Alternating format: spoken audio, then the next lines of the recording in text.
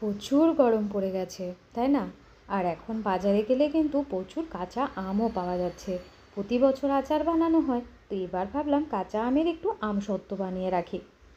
নমস্কার বন্ধুরা, Bengali food কালচারের আরও একটি ভিডিওতে তোমাদের সবাইকে স্বাগত।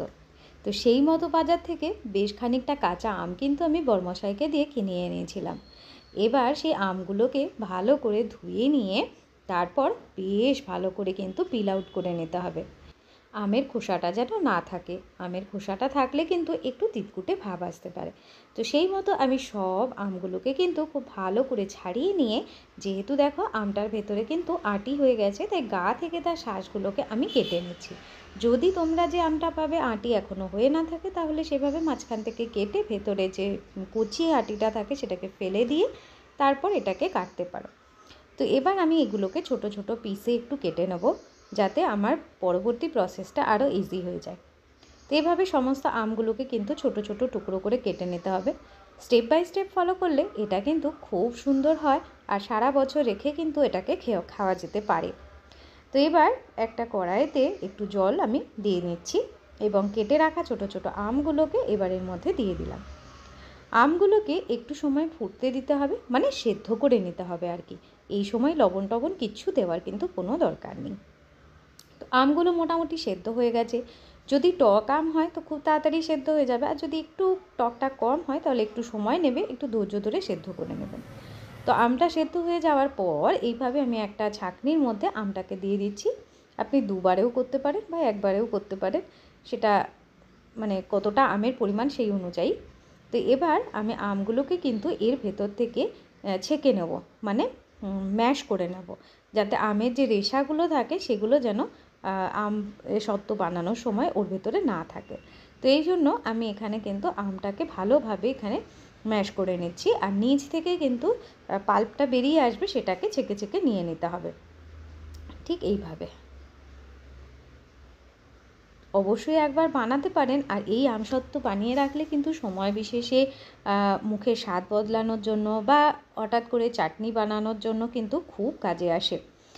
তো এবার দেখুন, এই আমটার মধ্যে খুব বেশি একটা রেশা ছিল না, তো আমটা সবটাই আমি বের করে নিয়েছি পাল্পটাকে। এবার গ্যাসে আবারও একটা কড়াই বসিয়ে নিতে হবে।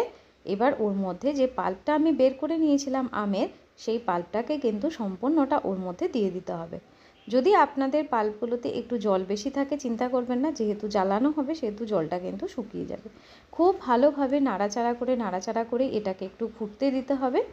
নাড়াচাড়া না করলে কিন্তু এটা নিচে লেগে যাবে আর সমস্ত পরিশ্রমটাই কিন্তু বিফলে যাবে।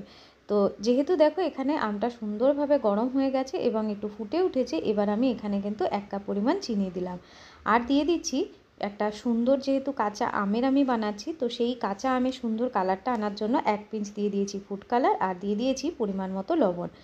আমের কিন্তু টক অনুযায়ী এখানে মিষ্টি এবং লবণটা আপনারা ব্যবহার করবেন। আম যদি বেশি টক হয় একটু বেশি চিনি বেশি লবণ লাগবে, আর যদি মোটামুটি কম টক হয় তাহলে কম চিনি কম লবণ লাগবে। তো এবার খুব সুন্দরভাবে এটাকে নাড়াচাড়া করে নিতে হবে। এবার এর মধ্যে দিয়ে দিচ্ছি আমি 1 চামচ গোলমরিচ গুঁড়ো, আর 1 থেকে 1.5 চামচ মতো দিয়ে দিচ্ছি চিলি ফ্লেক্স। যেহেতু এটা ঝাল ঝাল মিষ্টি মিষ্টি টক টক হবে, একটা খুব সুন্দর একটা মানে টেস্ট আসবে, তো সেই জন্য এখানে কিন্তু আমি চিলি ফ্লেক্সটা ব্যবহার করেছি। অবশ্যই করবেন, খুব ভালো একটা স্বাদ আসবে। এবার এটা হয়েছে কি না বুঝে যেতে হবে। এটা অলমোস্ট হয়ে গেছে, তবুও একটা হয়েছে কি না বোঝার জন্য আপনি একটু টেস্ট করে দেখতে পারেন। একটা স্টিলের প্লেটের উপরে 1 ফোঁটা এখানে আমের পাল্পটা দিয়ে দেখবেন, যদি ইজিলি গড়িয়ে না আসে তাহলে বুঝতে পারবেন যে এটা কিন্তু হয়ে গেছে। তো এটা হয়ে গেছে। এবার আমি ওটাকে গ্যাসটাকে বন্ধ করে এখানে 3টে স্টিলের প্লেট নিয়ে নিয়েছি। আপনারা একবারে একটা বড় থালাতেও দিতে পারেন, আবার ছোট ছোট থালায়ও কিন্তু দিতে পারেন। এবার থালাগুলোর উপরে কিন্তু খুব ভালো করে তেল আমি গ্রিস করে নিচ্ছি, না হলে কিন্তু পরে যখন শুকিয়ে যাবে তখন তুলতে পারবেন না, ছেড়ে যাবে। এবার আমগুলো পরিমাণ মতো আমের পাল্পটাকে আমি দিয়ে ভালোভাবে এইভাবে ছড়িয়ে দেব। খেয়াল রাখবেন, খুব বেশি মোটা হয়ে গেলে কিন্তু শুকোতে অনেক টাইম লাগবে। তো আমি মোটামুটি একটা মানে লেয়ার রেখেছি, না খুব মোটা আবার না একেবারে পাতলা। তো এইভাবে সবকটা প্লেটে কিন্তু আমি ভালোভাবে আমটাকে ছড়িয়ে দেব। সবকটা আম যখন ছড়িয়ে দেওয়া হয়ে যাবে তখন কিন্তু এবারেকে টানা একটা রোদে দিতে হবে। টানা রোদ না পেলে একটু কিন্তু শুকোতে সময় লাগবে। যদি এখনও ড্রাই ওয়েদার খুব, আমি যেখানে থাকি এই হায়দ্রাবাদের এখানে ভীষণ ড্রাই ওয়েদার, ঘরে রাখলেও শুকিয়ে যাবে, কিন্তু তবুও রোদ পাওয়াটা খুব জরুরি। যদিও এদিন মেঘলা ছিল। আর দেখো সন্ধ্যা অবধি এগুলো সুন্দরভাবে শুকিয়ে গেছে। তো এবার আমি একটা চাকুর সাহায্যে কেটে নিচ্ছি। আপনারা চাইলে কিন্তু পিৎজা কাটারের সাহায্যেও কাটতে পারেন, সেটা আপনার ইচ্ছা অনুযায়ী। তো এইভাবে কিন্তু আমি সুন্দর একটা লুক দেওয়ার জন্য সুন্দরভাবে কিন্তু আমি ছোট ছোট পাতলা পাতলা আকারে কেটে নিয়েছি। একটা তুলে দেখাচ্ছি আপনাদের কত সুন্দর হয়েছে। দেখুন কি সুন্দর ট্রান্সপারেন্ট, আর দেখতে কত সুন্দর এসছে, কালারটাও খুব ভালো এসছে। যদি আপনি ফুড কালার না দিতে চান না দিতে পারেন, তাতেও কিন্তু স্বাদের কোনো ডিফারেন্স আসবে না, আগেই বলেছি। হয়তো দেখতে এতটা সুন্দর হবে না, কিন্তু খেতে কিন্তু সেই একই স্বাদের হবে।